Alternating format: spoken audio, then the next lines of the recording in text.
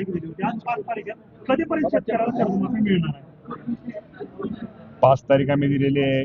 आपल्याला माहिती आहे की विधानसभेचं पावसाळी अधिवेशन सुरू आहे आणि आपली पुरवणी मागण्याला बजेटला आपण ज्या काय मागण्या मांडलेल्या आहेत त्या मागण्यांच्या इथं मंजुरी झाल्यानंतर राज्यपाल महोदयांची लवकरात लवकर सही होईल आणि लवकरात लवकर माझ्या शेतकऱ्यांना कर्जमाफीची रक्कम त्यांच्या थेट बँकेमध्ये जमा होईल.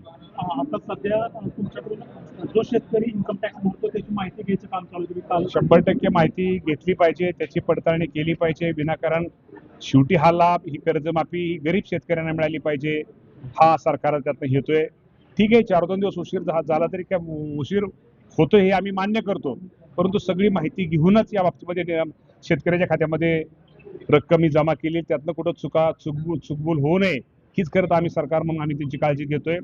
पण राज्यातील शेतकऱ्यांनी खरंच या राज्याचे मुख्यमंत्री देवेंद्र फडणवीस साहेब, एकनाथ शिंदे साहेब, सुनेत्रावहिनी पवार या सर्वांचे आभार ह्यासाठी मानले पाहिजे. या अडचणीच्या काळामध्ये खरं तर काही कुठली समोर निवडणूक नाहीये, कुठली समोर निवडणूक नसताना सुद्धा, कुठलाही राजकीय मनामध्ये कुठलंही नसताना सुद्धा या अडचणीत आलेल्या माझ्या शेतकऱ्याला एक मदत करण्याचा निर्णय या राज्याचे मुख्यमंत्री, दोन्ही उपमुख्यमंत्री आणि आमच्या सगळ्या मंत्रिमंडळातल्या सगळ्या सहकार्याने घेतलेला आहे.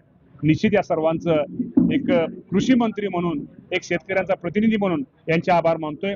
ही गोष्ट खरी आहे की थोड्या जो आम्ही 30 जून ही तारीख दिली होती त्याला मागं पुढं आपल्याला माहिती आहे की काय अडचणी असतात, तांत्रिक हे असतात, ते लवकरच दूर करून येणाऱ्या थोड्या दिवसामध्ये लवकरात लवकर ही रक्कम माझ्या शेतकऱ्यांच्या खाती वर्ग केली जाईल. कोणत्या अटी कमी केल्या जाणार, काही अटी वगैरे कमी अजून या बाबतीमध्ये तुम्हाला मी सांगतो. आता जे आमच्याकडे आता पहिले जे निकष आहेत त्या निकषामध्ये पात्र आहेत त्यांना आपण त्या अटी त्यांना ते कर्जमाफी देतोय आणि आपण जे म्हटलं त्याप्रमाणे यामध्ये काय दुरुस्त करणं गरजेचं आहे. आपल्याला माहिती आहे उपसमिती आम्ही तयार निर्माण केलेली आहे. शेतकऱ्याच्या काय सूचना आहे, कुठली अट घातली पाहिजे, शेतकरी प्रतिनिधी जे शेतकरी संघटनेचे काय त्यांचे काय मागणी आहेत त्या बाबतीमध्ये अजून पुढे भविष्यामध्ये दुरुस्त्या त्यांच्या सूचनेचा आदर करून त्याबाबत दुरुस्त करून त्या शेतकऱ्यांना कर्जमाफीचा लाभ देता येईल.